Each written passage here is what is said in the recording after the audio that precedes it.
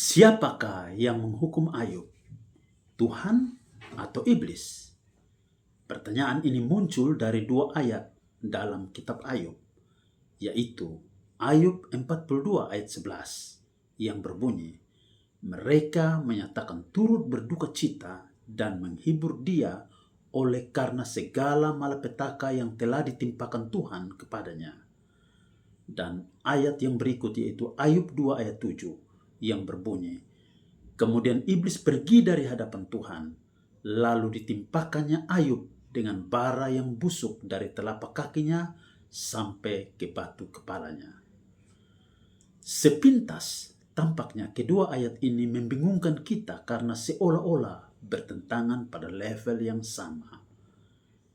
Iblis memang menimpakan bara yang busuk kepada Ayub. Ayat 7. Namun iblis melakukan itu atas izin Allah. Ayub 2 ayat 6 berbunyi, maka firman Tuhan kepada iblis, nah, ia dalam kuasamu, hanya sayangkan nyawanya. Jika Allah tidak mengizinkan iblis untuk melakukannya, iblis tidak punya kuasa untuk menimpakan bara kepada Ayub. Kuasa untuk menimpakan hukuman itu hanya ada di tangan Tuhan.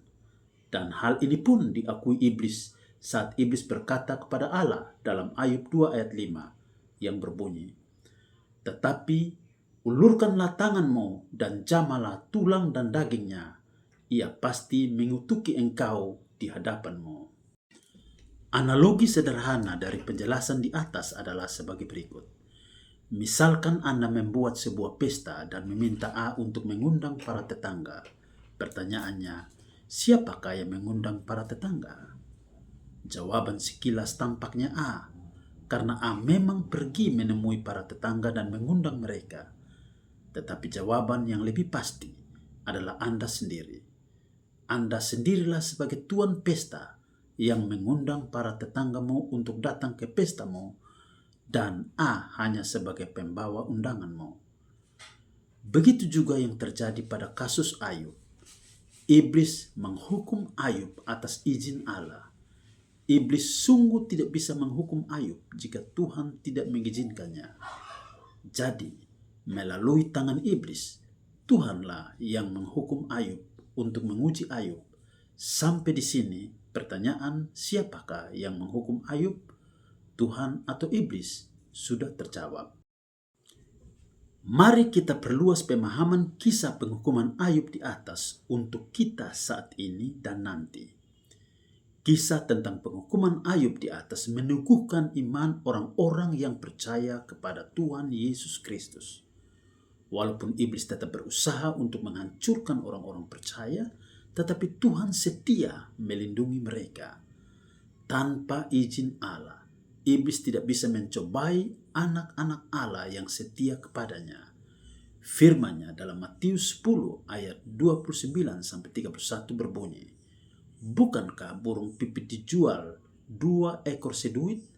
Namun seekor pun daripadanya tidak akan jatuh ke bumi di luar kehendak Bapamu.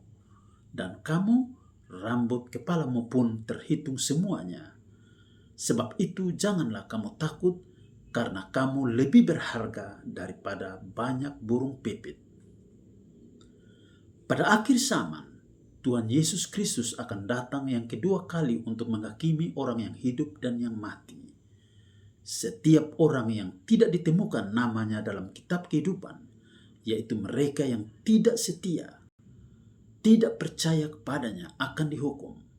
Mereka dihukum bersama iblis, dilemparkan ke dalam lautan api.